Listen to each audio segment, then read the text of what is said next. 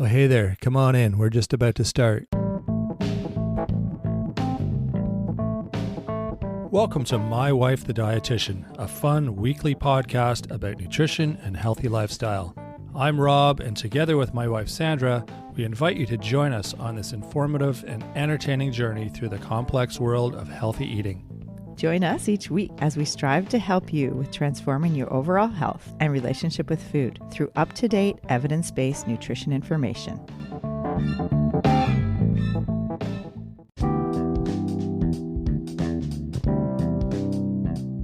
On today's show, we interview author and food waste activist Shannon Dobbs. Shannon is passionate about bringing change to the way our food system works. He has been working on several initiatives, including the effects of food waste on climate change, programs for food waste reduction, and equal access to healthy fresh food for everyone, especially low-income families and rural communities. I believe that we have some situations in America and around the world that are preventable in regards to food waste and food access inequality. And I believe everybody has the right, or should have the right, to have access to healthy food when they need it. Stay with us for this interesting and thought-provoking discussion. Enjoying the show? You can help others find it and enjoy it too by giving us a 5-star rating or review. If you feel like reaching out to us with a question or comment, you can send us an email at mywifetherd@gmail.com. And don't forget to visit our website at mywifethedietitian.com, as well as our social media pages. We're on Facebook, Instagram, and YouTube. Enjoy the show. Welcome to My Wife the Dietitian. Hello, Sandra. Hi, Rob. How are you doing? I'm good. Very good. Yes, we're interviewing Shannon Dobbs, who wrote a book called Food Waste Rescue Manifesto. Super interesting stuff. This is a really eye-opening, thought-provoking conversation with Shannon about a whole bunch of different things that we kind of all, not that we take it for granted, but it's just stuff that we're all familiar with, but I don't think many people have thought about it being an issue or have thought about it from the perspective that we're going to discuss today. So it's really interesting. Yeah, we're talking all about how food ends up in the landfill around the country, and it's contributing to global warming and the carbon emissions and the back end of restaurants and all the discarded food and it's ready to serve, so it's hard to redistribute. And most restaurants have to make too much food so that their customers always have food and they're not running out of food. And so it's all contributes to lots of food waste in the system, and just how there's lack of grocery stores in various places around North America, which are called food deserts. So we touch on that too. And we touch on how people with very little resources and access to food can make some simple changes in their life to help eat healthy in their day-to-day living. Yeah, there's a ton of really useful information in this. And like I said, just some really thought-provoking, eye-opening things that we discuss as well. It's a really great conversation. So I want to just mention the name of the book again, because I don't think I got to say the whole title. The Food Waste Rescue Manifesto, 9 Mistakes in Food Rescue We Need to Stop Making Now, by Shannon Dobbs. This is a good one. Stay tuned.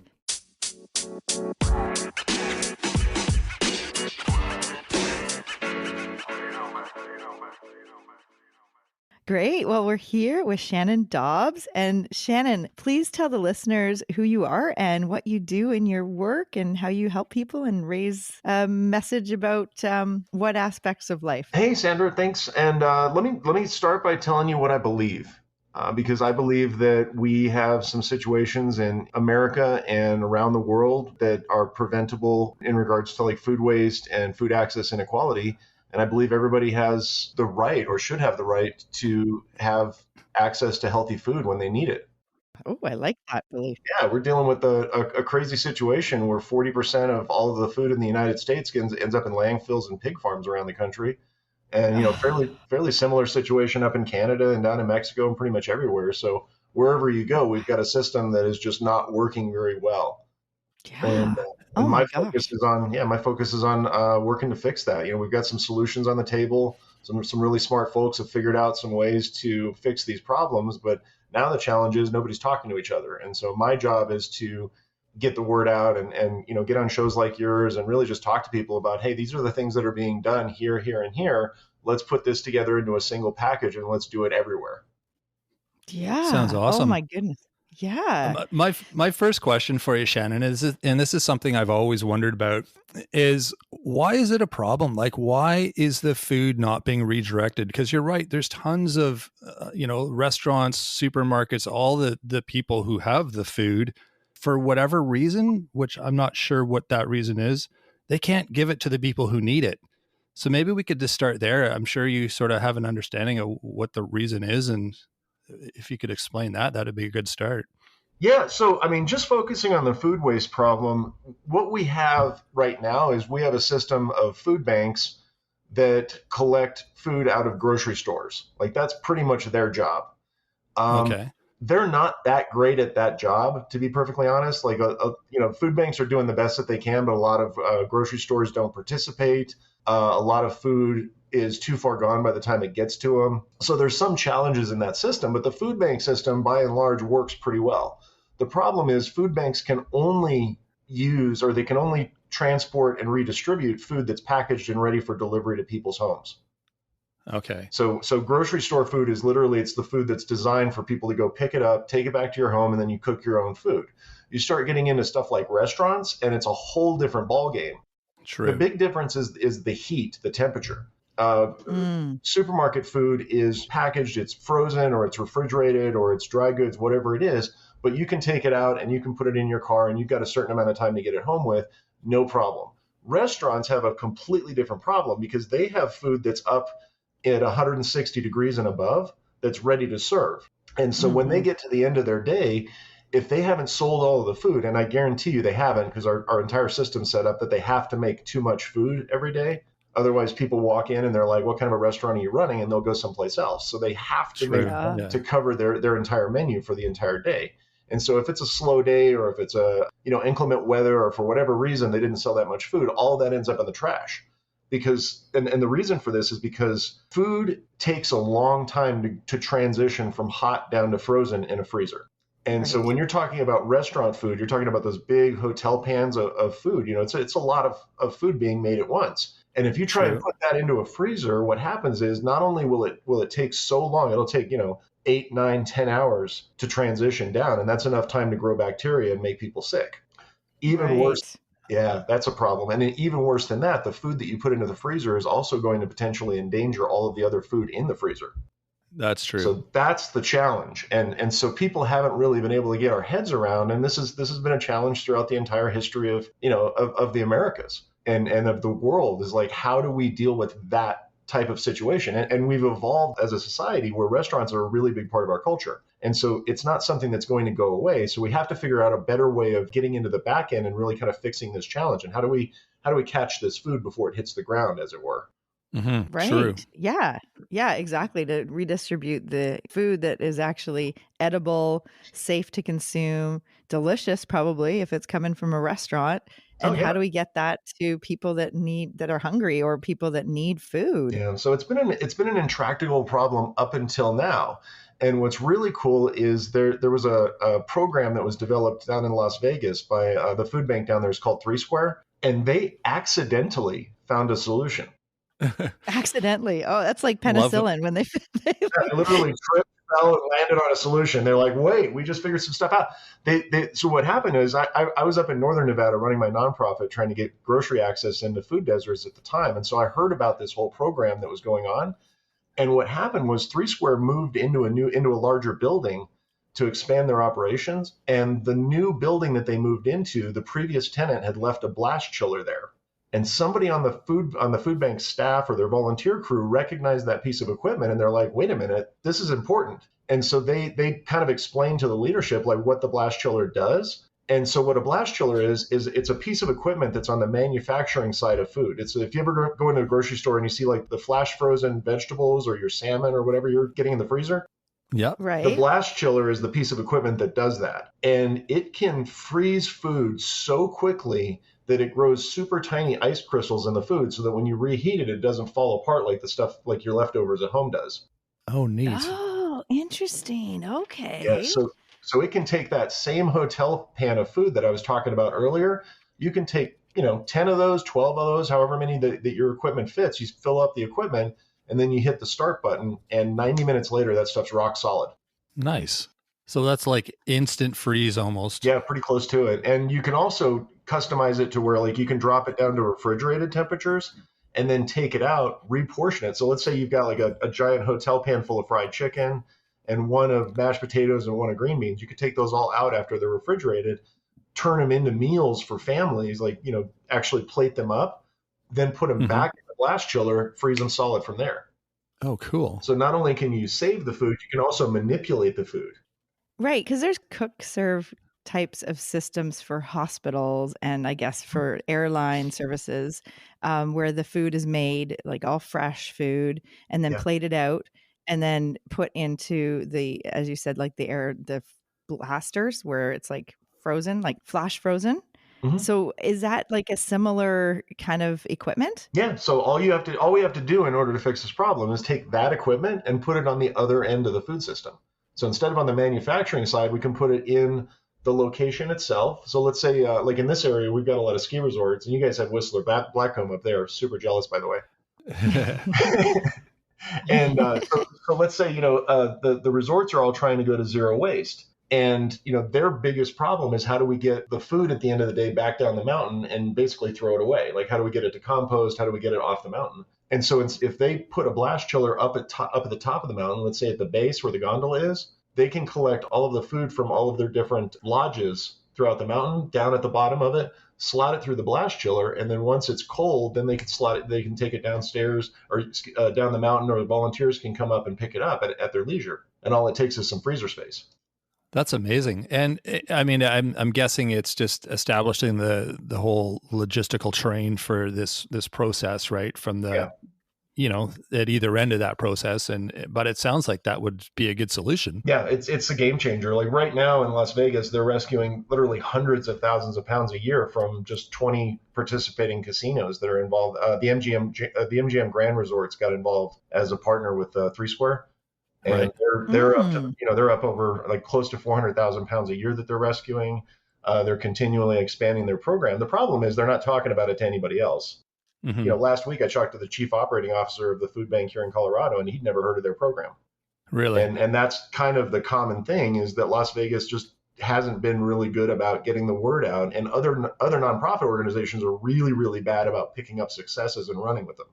Right. Oh, right. And so one of the advantages that I'm coming in with is I've got an entrepreneurial background and an Army logistics background. And so Perfect. I've spent like 30 years in some aspect or another of the system. And so I was able to take a different look at this and kind of come from an outsider's lens and be like, okay, well, if we put this, and this piece, all of these different components that different nonprofits around the country and around the world are doing, into a cohesive program and into an actual solution that's like all of them are working at once, we can solve all of these problems at a regional level. Yeah, because I mean, that was one of our questions that I wanted to ask you is like, why are so many low income and rural communities like in this food desert kind of like left without easy access to healthy food options? Like, so you've done a lot of research on this. And that goes into the conversation that I was having last year talking about the supermarkets. Is they're not designed as an efficient business model. This is something that they figured out. So what happened is, and this is something I learned from Freakonomics from their podcast back in 2019. Like I didn't come up with this stuff, but they interviewed this smart guy that was a researcher, who's an anthropologist out of the UK, and he had have that book. I have that on the shelf, Rob. Oh yeah, Freakonomics. Yep. Very cool. So yeah, they talked to this guy, and he was revealing about the history and the background of supermarkets, and basically it started off as, from what I was understanding from this, it was a propaganda campaign by the United States back in the 1930s.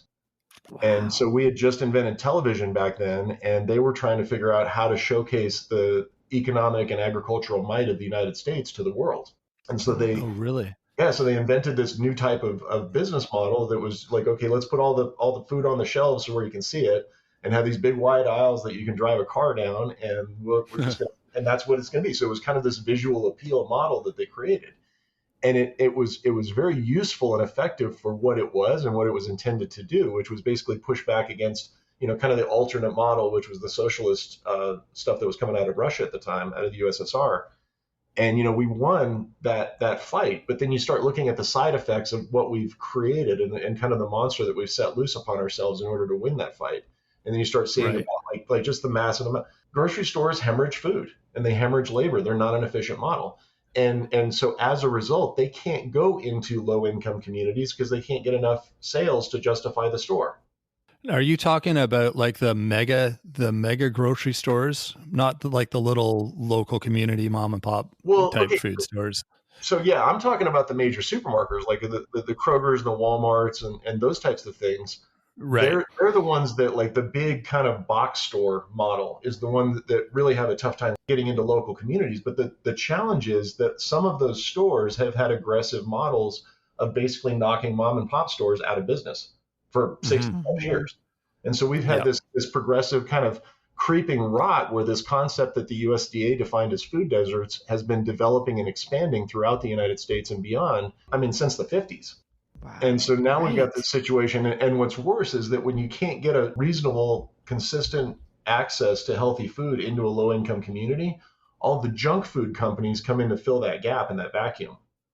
Yeah, the 7-Elevens and all the little variety stores, which And don't gas really stations. sell decent food. Yeah, gas stations, bodegas, dollar stores, all those come into the area, and they operate on a different business model where they use primarily shelf-stable products. So they can last forever. It's just like a gas station or a corner market. You go in there and buy a candy bar, it could have been there for 6 months. Nobody cares.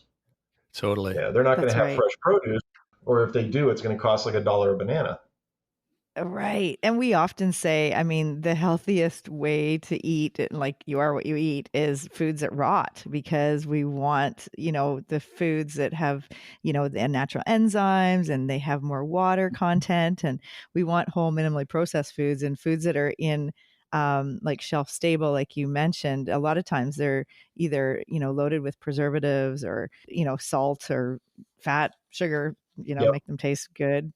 So it's, exactly. That's the problem when, like, even on a road trip or when you're traveling, it's hard to access like really healthy, good, wholesome food. And we've talked about that a lot too. And like you said, just the dollar store, the gas stations, the convenience foods, the convenience stores basically have these foods that are not going to be supportive to health. And a lot of people have to live their life on those types of foods because they're too far away from a market that has fresh produce and fruits and vegetables. And no, and exactly. everybody's an expert on the internet too, right? So it just adds to the confusion of what should I be eating, what's healthy, what's not, Well, and so many. And to add to that problem, everybody's an expert and you can always find advice about how to do it. But if you're in an area where you can't get healthy food access, it's not information that's useful to you. So my focus has always been on how do we change the actual infrastructure to get the access in. Yeah, Love I like that. it. Yeah. And that's one thing I wanted to ask is like, what are some solutions for rural and urban communities for like from a grassroots approach to help with food security and access to healthier foods? Well, you actually nailed it a couple of minutes ago when you were talking about the water content in fresh foods. Yes. So there's kind of, I don't know, 3 types of food. If you want to break it down into a real generalized category, you've got your fresh whole foods, and then you've got your ultra processed, whatever brand name crap that we eat. But then you've also got pantry staples. So like basically, if it's been dried properly, dry food is almost as healthy as fresh food, like real close. There's very little drop in nutritive value between a dried bean and a fresh bean. So Shannon, I'm thinking, exactly. I'm thinking nuts, seeds, legumes like pulses, lentils, like all the different beans.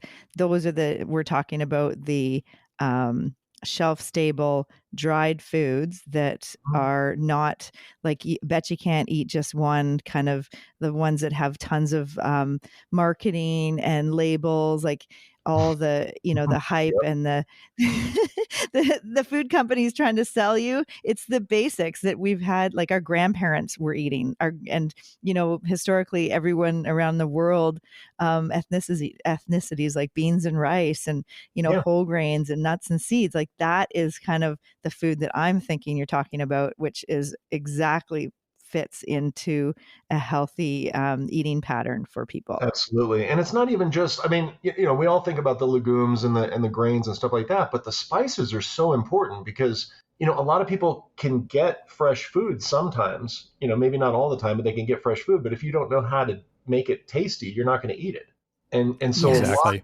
yeah, so like just having a good, robust, like just a personal pantry is such an important aspect of being food secure, because once you have all of those additives and all of those kind of flavorings and spices and all the things that you can do to manipulate food, as long as you have access to power and water, you can make a healthy meal.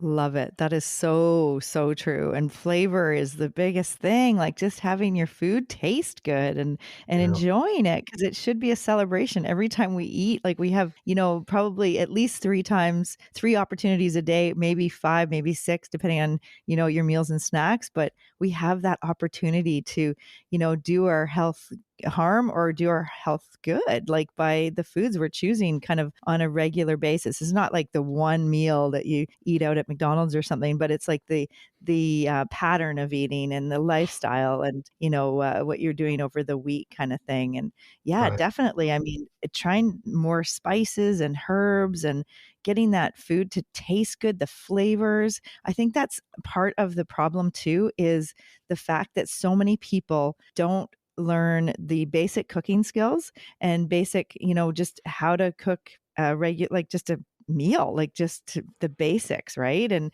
that's what I deal with a lot, is just trying to help people with how to, prepare healthy foods and how to, look at the week ahead and, just ways to get those foods into their family and themselves. And Right. it's so hard because it's not really taught in schools anymore. And so it's a tricky thing. The food, there's access problems, there's the skills problems. And then, like you were saying, some people have a home that they don't have a proper kitchen. Like they might just have like a hot plate or something where they can barely make a meal.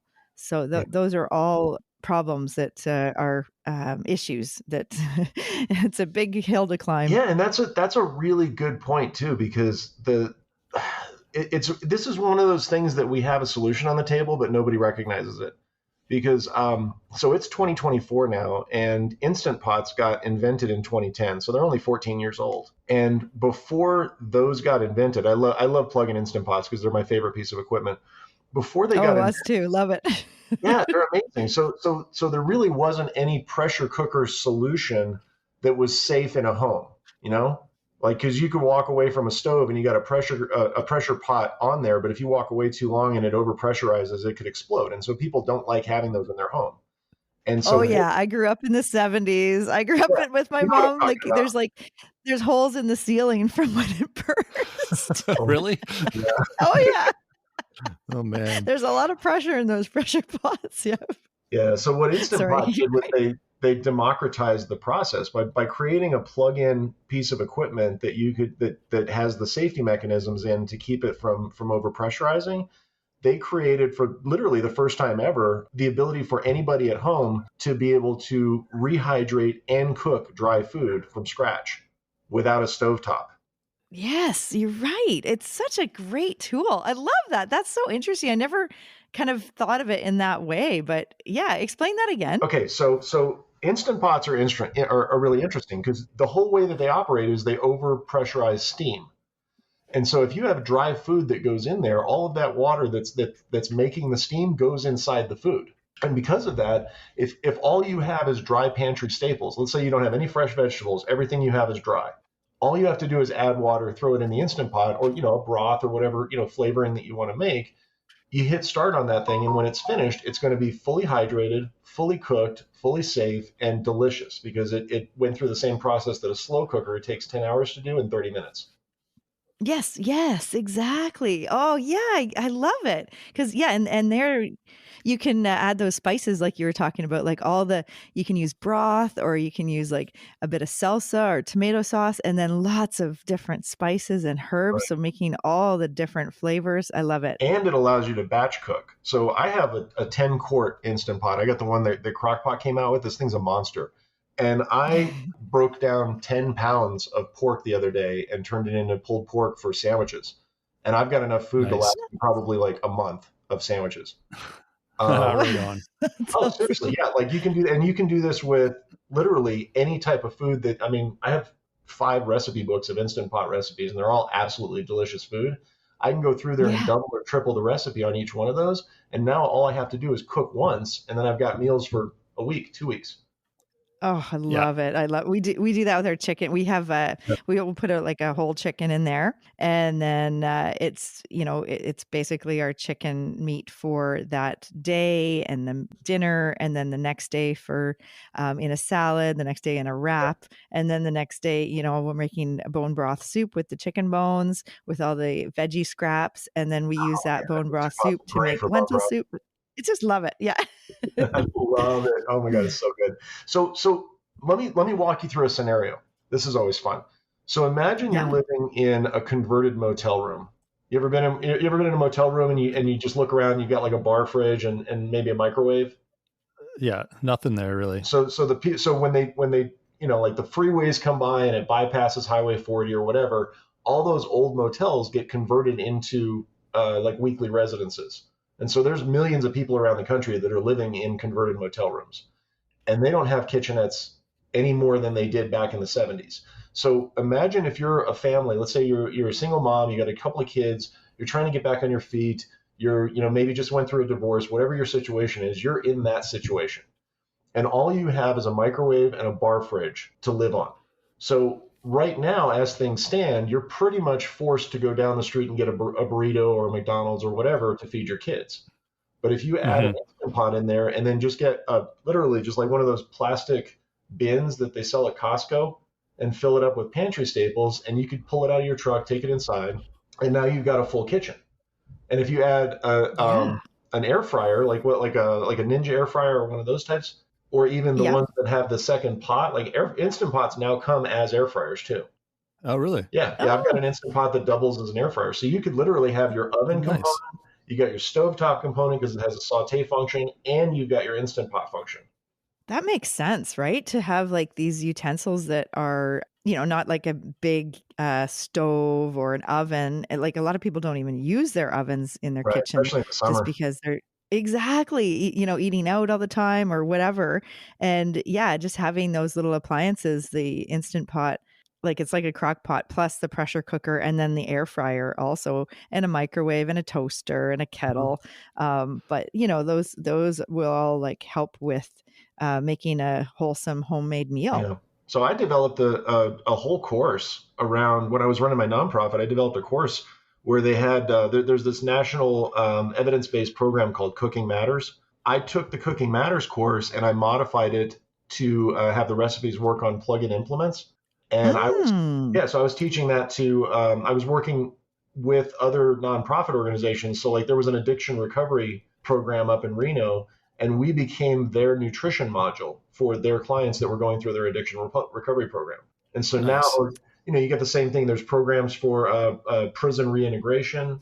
There's programs for like teens transitioning out of foster care and going into the real world for the first time. So there's all these different groups of people that then you end up getting stuck in cracks in the system, and they end up falling through these cracks. And if we can catch them in the programs that they're already in, like one of the perfect ones, and kind of my baby is veterans. I got out of the Mm. military at 27, and I was just dumb as a stump. I Mm. mean, I had no idea about food. Some really embarrassing stories about my first attempts that kind of scared me away from food for a long time. And that's one of the things that contributed to my obesity epidemic and really almost dying 10 years ago. Oh, wow. And so I'm Wow, really really? hot about, veterans getting out of the military need to have a basic understanding about how to take care of themselves, and they should get issued an Instant Pot on the way out the door. And that I way, no matter, love that. That's a great idea. yeah. So if we get that, I mean, if we get, if that's something that people walk away from when they're getting out of prison after 10, 20 years, if that's something that they're, that people are getting coming out of high school and coming out of college, like, these are types of things that are really easy to add into a system and give people a basic understanding. Like all they need is a block of instruction about how the buttons work, literally. Mm-hmm. Yep. Give them a cookbook, give them a starter kit of spices and some staples to get them started. Put it together into a package so they're like, oh, you don't even have to pre-mix it or pre-measure. It's like, here, this is a meal. This is just to show you how a meal works. Boom, throw it in there, add some water, you're done. Yep. Yeah, I love that. That's so true. Yeah, totally. Sandra uses ours like probably 5 times a week, and it amazes me. It's kind of her baby. I haven't had an opportunity to use it because Sandra's always using it, but I love what comes out of it. It's incredible. And she'll just, like you just said, she'll throw some stuff in it in the morning. It takes her like 3 or 4 minutes to throw whatever she puts in it. And then at lunch, she like has this gourmet meal. And I'm like, oh my God, that came out of that pot, like just that you started 2 hours ago. That's incredible. So yeah, Rob, you and I got to talk man talk for a second. You like ribs? I like ribs. Yeah. All right. Try making ribs in an Instant Pot once. It will change your life.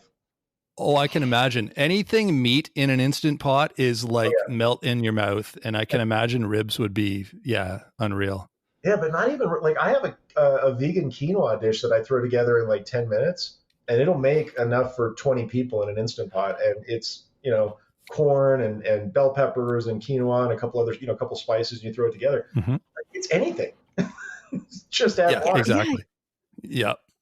Yeah. And it's nice because you just take the pot out, stick it in your fridge, and then it's good to go for the rest of the week. And, it's a great little tool for sure. Exactly. And I never thought, I mean, the whole concept of changing the way people who are needing food, it's coming at that issue from a different perspective and saying, okay, well, the food's there. Let's just teach you how to cook it differently so that you have access to different kinds of food that aren't just, 7-Eleven nachos or whatever you've been eating. Right. So I love that idea. Yeah, I love it. I got a 30-minute video that I did about how to hack Costco if you're food insecure. Like education is so important. If you you have to have a mindset where you're ready to receive it. But there's so many people that are ready, that are like, hey, I want to make this choice. And we're just lost, just as a society, there's too much information. It's too hard to search for it. We need to put it all in one place. And that's a big part of what I'm doing on the educational side is like, how do we just create a place where you can go? And that's kind of what I'm working on right now with my website is creating a place that's a knowledge base. And that's got like a hub. It's got some videos about this is some basic how-tos. This is some, this is how your dorm could be set up to be food secure if you're a college student, as an example. Right.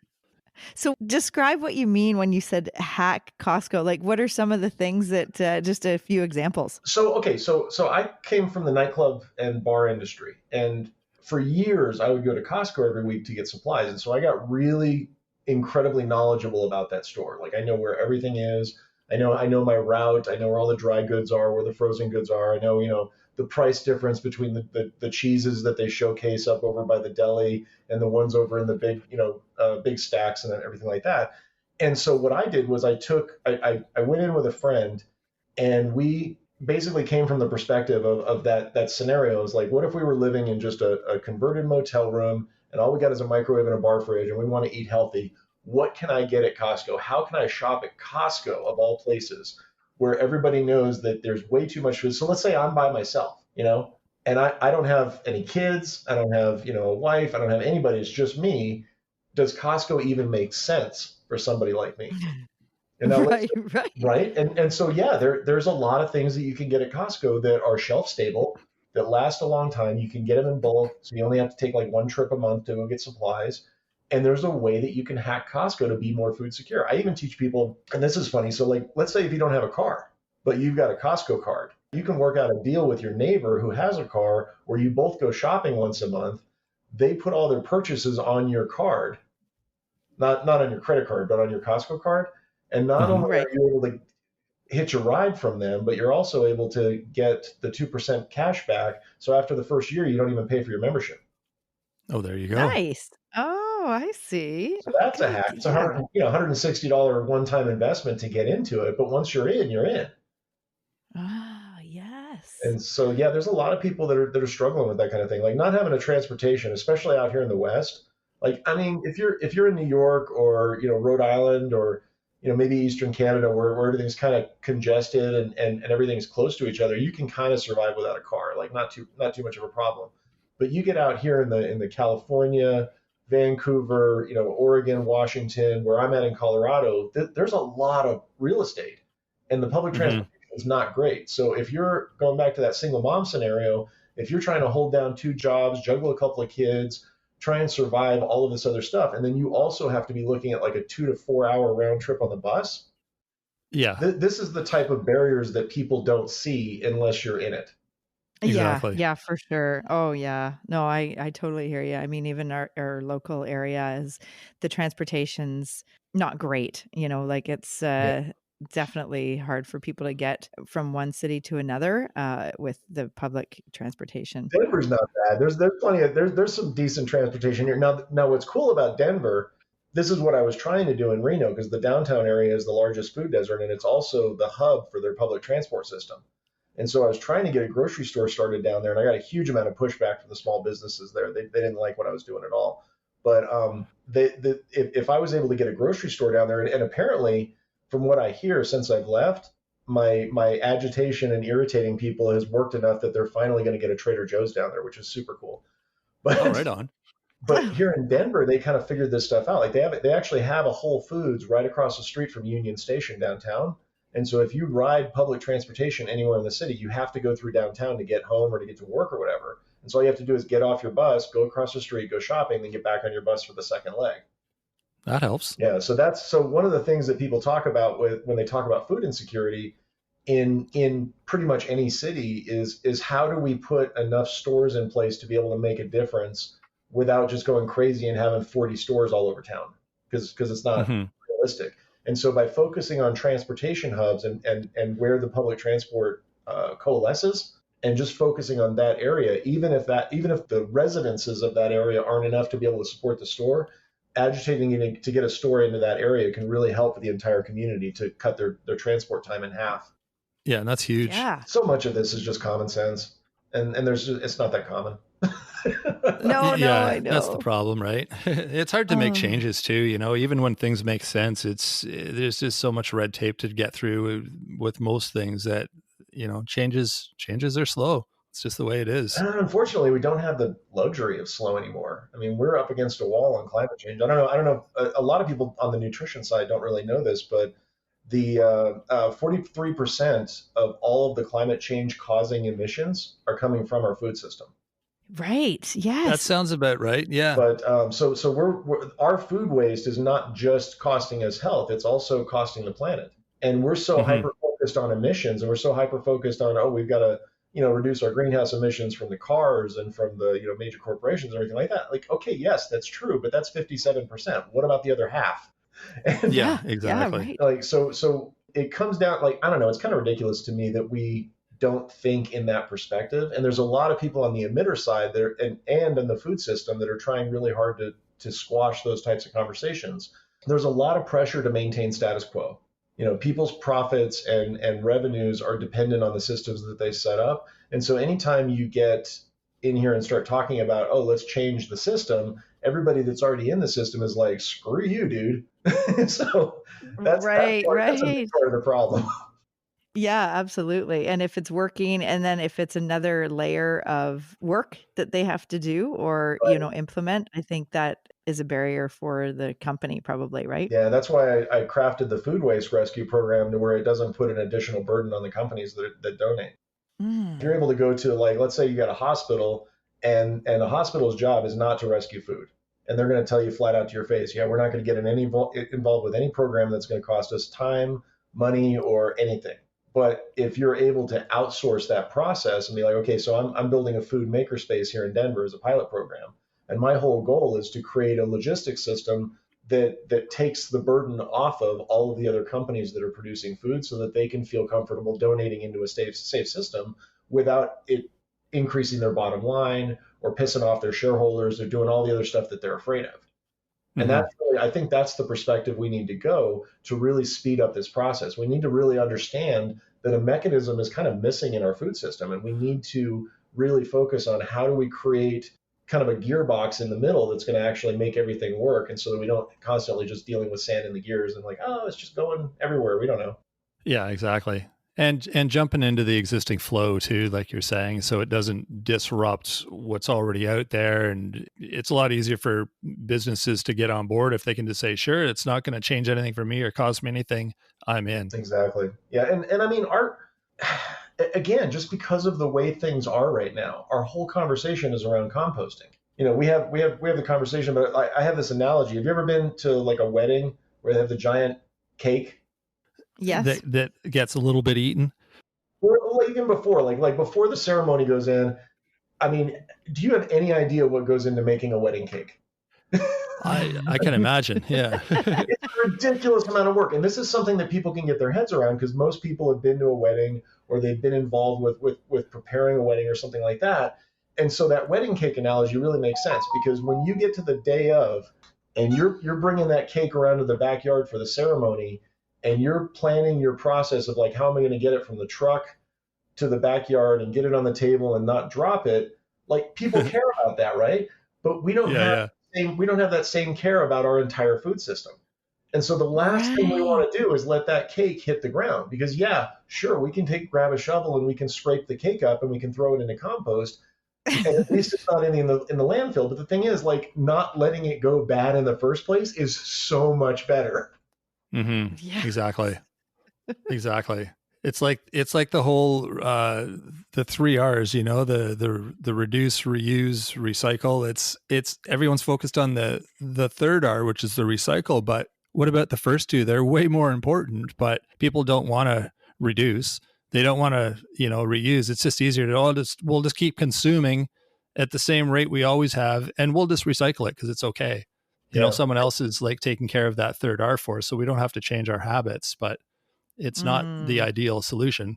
Well, speaking of the habits, I wonder, like, is there like one big take home message for a listener in terms of like something that they can do in their own life to help this, with your ideas of how the food system is? And I don't know, is there anything that people can do in their homes or in their life? So, okay, I'm going to step away from the standard message here because I personally believe that the whole self-empowerment thing is kind of bullshit.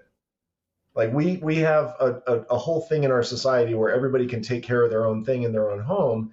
And when it comes to food rescue and when it comes to food waste diversion and getting it out of the landfill, it's not really the best way to do this. So what people can do at home is to support single stream compost pickup and really agitate with your waste management service or services or the local government organizations and get it. Because in the cities like Seattle and Portland and areas like that where they have it, they've got way less waste ending up in the landfills because it's convenient for people in their homes.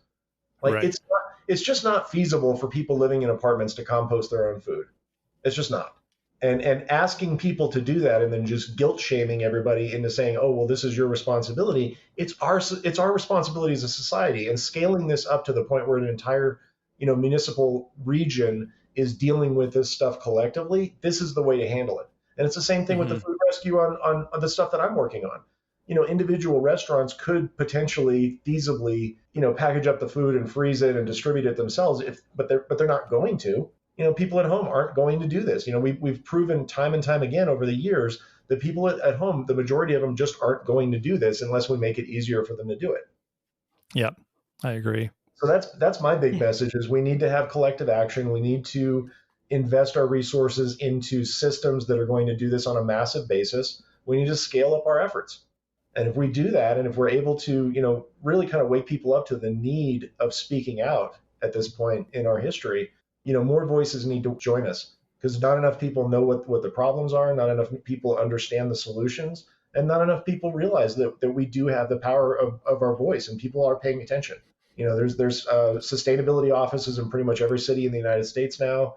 That there's municipal leaders that are looking for solutions, and if we're able to bring those solutions in public comment, if we're able to get a coalition going, start a survey, maybe get a meetup group where people are volunteering time. And this is, I don't know, it sounds like we're running out of time, but I do want to put a bug in people's ear about backyard produce. So one of the things I Yes. found out is that there's millions and millions and millions of pounds of produce from fruit trees in people's backyards that's ending up in landfills every year, and we don't even track it. But like up in Reno, it Mm, was estimated like 1.5 million pounds a year ends up in the landfills. And so if a I city can like imagine. Denver is 5 times that size, and you can pretty much extrapolate where all this food's going. And so there's a program called Food Forward down in California, and they're up to 5 states and counting, and they're working their way towards you guys up in Canada. And Nice. so supporting their efforts to expand and get more backyard produce back into the system, or if you're on the other side of the country, or if you're not anywhere near Food Forward, starting up your own program. This is one of the things that I'm doing with my central kitchen design is we're going to set up a volunteer program where we can start capturing that backyard produce, get it through the kitchen, either clean and wash it, or maybe turn it into fruit compote, or any one of a double dozen other recipes. Make it shelf stable, make it last longer. And this is one of the ways that we can really use our resources more effectively as a society. Yeah, yeah, absolutely. absolutely. Oh my gosh. We've got a bunch of fruit trees on our property, and I know the feeling. We have such a difficult time dealing with the quantity of fruit that's just in our own yard. And Yeah, one of the ways that I've found, and this is something anyone can do with a fruit tree, is there's people at the little craft markets who are selling jams and jellies and all those. They're happy to take your fruit, and because they're actually producing it. And if you're saying, hey, I'll swap you a bucket of apples for a couple of jars of whatever you're making, they're more right. than happy to help you. And so that's one easy way, just to, off the top of my head, something that's worked for us. Yeah, exactly. No, that's exactly the right way to go about it. And so the next step up from that logic model would be to internalize the program and actually set up a system that allows cottage industry to be able to use your equipment to do that type of stuff and to support Hmm. entrepreneurism. That's the program that I'm working on here in Denver. Perfect. Yeah. Just That's a bigger awesome. scale. Yeah. Yeah. It makes sense. Cool. We would love for people to be able to check out more about what you're doing and where to find you. And we'll put any links in the show notes. But is there one off the top of your head that people should go look for online? I am super excited about my blog. I just started writing articles in November, and I got up on this platform called Substack. And so my blog is sdobbs.substack.com, and I've got 6 articles written, and basically it's little kind of excerpts from my book, and it's just getting onto a subject, and like I'll have a conversation with somebody and be like, oh, this needs to get dug deeper into, and so I get into some really interesting directions on that blog, and I'd love it if people would get on there, and especially if people would like leave comments, ask questions, read the articles, and then engage with me, and I'd love to have conversations going with that. And just really kind of expand this dialogue and get more people's opinions and perspectives. Like that's really where I want Absolutely. this to go. I've got a website, foodsystemhackers.com. We're working on building that out. I've only got the main page going so far, but the blog is really that's what I'm excited about right now. Perfect. We'll definitely direct people in that direction. It sounds like a great way to communicate these ideas. And like you said, hopefully get the dialogue happening. If some people can contribute with their ideas and comments, that's a Very good cool. start. And actually, I have it. So I have it. All the articles are free. Like you don't have to. There's no paywall to read the articles, but it does have a payment component on it. So if somebody wants to contribute to help build the food hub and get us going and get this pilot program going, you can actually set up as a subscriber, Nice. Yeah, which would be Awesome. that's a good way to incorporate the fee into it. So yeah, good yeah, it's kind thinking. of the public benefit corporation version of a donation because we can't get donations. But we Exactly. Right. Yeah, you got it. instead. Well, we forgot one question, Rob. You want to ask? And I Oh, think it's I the might know best. the answer if it's the pulled pork. But anyways, you ask. It's yeah. We'll give you the answer. You figure out the question. No, we we ask this to all of our guests, and this, like Sandra mentioned, I think before we were recording, we kind of plan on visiting all of our guests, and it's because they make such good food. But the question is, if you were going to a potluck dinner, what dish would you bring? Oh, I got a couple of go-tos. I have a scalloped potato recipe that I do in my Instant Pot that's absolutely amazing. Nice. I do that quinoa recipe if there's anybody that's either gluten intolerant or vegan. That's a really good one because it can feed just a ridiculous amount of people and the ingredients are dirt cheap. Right on. Yeah, I love that. Those are both winners. And yeah, like Sandra said, we figured it'd be the Instant Pot, something in the Instant Pot. Sounds like you're a big fan, but that's my baby. Yeah, I've got two of them. Those are great. Yeah, awesome. Anything else there, Sandra? No, I think that's good. We covered a lot of ground here. This was really interesting and eye-opening. It makes you think about going into a restaurant and you just you think about what's happening out the back of the kitchen at the end of the day and how much food is going out into the garbage. It's just so there's got to be something that we can help with that. We can have this conversation and we're not just bitching about the problems. We're actually talking about these are solutions that are on the table. This is where we go. This is the path. Yeah. It's great to hear this stuff. So thanks for sharing your thoughts today with us. It's nice to hear some different ideas about issues that we're all familiar with. Wow. Yeah, this is a huge we could go on for days. It's a complex problem. I had this guy I was talking to was recommending to me last week. I wrote this, I don't know, 3 or 4 page article. And he's like, your articles are a little long. Nobody's going to read them. And I'm like, if they're any shorter, it's not going to have any information. Yeah, true. Right. Yeah, exactly. I'm going to have to niche down to the people that will read them because I'm not going to go for the mass audience thing. Yeah, exactly.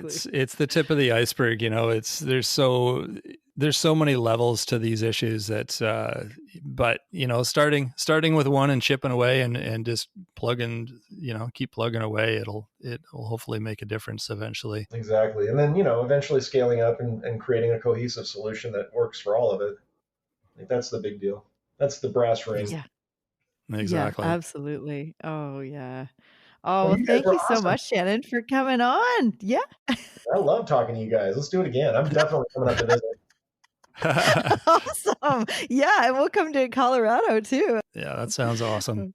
All right, Shannon. Well, thanks again. We appreciate everything that you shared with us today, and we'll definitely direct people in your direction. That'd be fantastic. Rob and Sandra, thank you so much for inviting me on. I really appreciate this. All right, our take pleasure. care, Shannon. Nice talking with you. Okay, talk again. Well, that was quite a eye-opening conversation. It sure was. And we'll link his book in the show notes. It's called The Food Waste Rescue Manifesto, 9 Mistakes in Food Rescue We Need to Stop Making Now. Yeah, it's good to have these things pointed out. I think like most of what he said, it was so common sense, but it's stuff we just don't think about. So it's good to have someone, to have this conversation. And like he said, that's kind of his point, is to have this dialogue and to have as many people hear this as possible, because that's how things change is getting more people involved and getting more people on board, understanding the issue and getting the message out. Yeah. Yeah. And I referenced 2 previous episodes that we did with Meredith Cushing. People could look up because we've got some real actionable strategies and tips to do in your own home and in your neighborhood. So episode number 43 was about food rescue, and number 68 was stop food waste. Yeah, those are really good as well. Yeah, really good. I learned a lot with that, just about what foods freeze well and don't freeze well, and what to keep in your fridge and on the counter and all that. I remember that was real practical tips. Yeah. In those. Yeah. Yeah. That was great. Wow. Yeah. So I'm glad we did this. A little different than, your normal nutrition advice, but it's all part of the whole picture is when it comes to food and what we can do on both ends, reducing things in the first place, making some changes on that end, and then also looking at how we can change things on the other end of after the food is grown, where's it going? What are we doing with it? And how can we make sure it goes to the right places? So if you want more information on what we're doing, you can check out our website. We've got a newsletter too. I think we've mentioned that a few times now. We're doing that once a week, our weekly newsletter. There's interesting tidbits of information there. We talk about sort of some of the shows that are coming up, what we've done through the week, that sort of thing. So you can sign up for that on the website. There should be a sign up button on most pages on the website. So make sure to do that. You can also email us your questions if you have ideas for the show or just questions, or you just want to say hi, whatever. You can email us at mywifetherd@gmail.com. And the website address is mywifethedietitian.com. Yeah, and if you're enjoying the show, then it's great if you rate and review or tell a friend or colleague or coworker about the show and just let other people know about it, because hopefully you're finding some good tips with this and good strategies to help in your own life to become healthier with eating better and feeding your family. Exactly. I know I'm learning a lot, so hopefully everyone else is too. We're all learning. Yeah, that's true. We're also on social media. If you are a social media person and you're, flipping through your social media, then check us out. We're on YouTube, Instagram, and Facebook. Feel free to leave a comment there as well. We love hearing what you have to say, hearing some feedback on what we're doing here. So don't be shy. Let us know what you think. Awesome. Well, that is it for this week. Thanks again to Shannon for joining us and for sharing his knowledge on everything that we discussed today. It was amazing to hear. And we will be back on Wednesday with Nutrition Nuggets. And I think we're taking a question from a listener for Nutrition Nuggets, all about the color of the rainbow and if the white foods fit. So stay tuned to that. Oh, fun. Okay. Another interesting Nutrition Nugget. So that'll be Wednesday. So until then, have a great week, everyone. Thanks for joining us today on My Wife the Dietitian. If you like what you heard, don't be shy. Leave us a comment or review, and be sure to share our podcast with your friends. If you'd like to hear more, hit that subscribe button. You can also follow us on our social media pages for updates, episode trailers, and other odds and ends. For more info and links on what we discussed on today's episode, check the show notes. We'll be back next week with another informative and fun-filled episode.